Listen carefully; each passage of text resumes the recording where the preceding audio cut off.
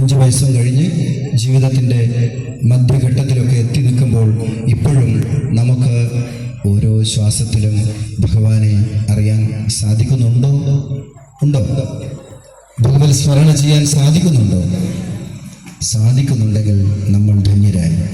ഭദ്രം കർണേഭിഃ ശൃണുയാമദേവാഃ ഭദ്രം പശ്യേമാക്ഷഭിര്യജത്രാഃ സ്ഥിരൈരംഗേ സ്തുഷ്ടുവാം സുസ്ഥനൂഭിർ വിഷേമ ദേവഹിതം യദായുഃ സ്വസ്തി ന ഇന്ദ്രോ വൃദ്ധശ്രവാഃ സ്വസ്തി ന പൂഷാ വിശ്വവേദാഃ സ്വസ്തി നസ്താക്ഷോ അരിഷ്ടനേമി സ്വസ്തി നോ ബൃഹസ്പതിർദധാതു എന്ന് പറഞ്ഞ ശാന്തിമന്ത്രങ്ങൾ നിരവധിയാണ്.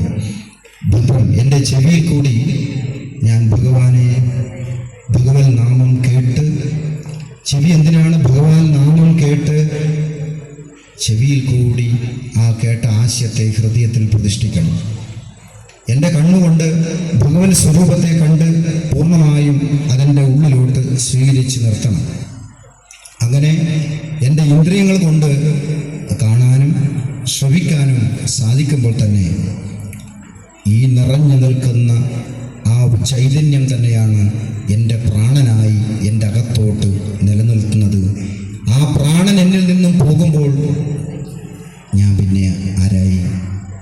ശിവമല്ലാതായി ശവമായി, അല്ലേ?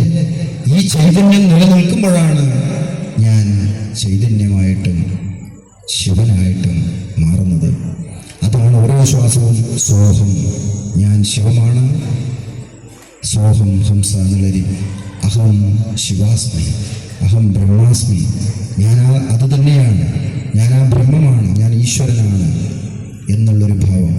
ഒരു മാലയിൽ കൊത്ത മുത്തുമണികളെ പോലെ നമ്മളെല്ലാവരും ആ ഒരു ചൈതന്യം നമ്മളിൽ അന്തർലീനമായി അണോരണിയാൻ മഹതോ മഹിയാൻ, ഓരോ അണുവിലും സ്പന്ദിക്കുന്ന ആ നശിക്കാത്ത ഈശ്വര ചൈതന്യം.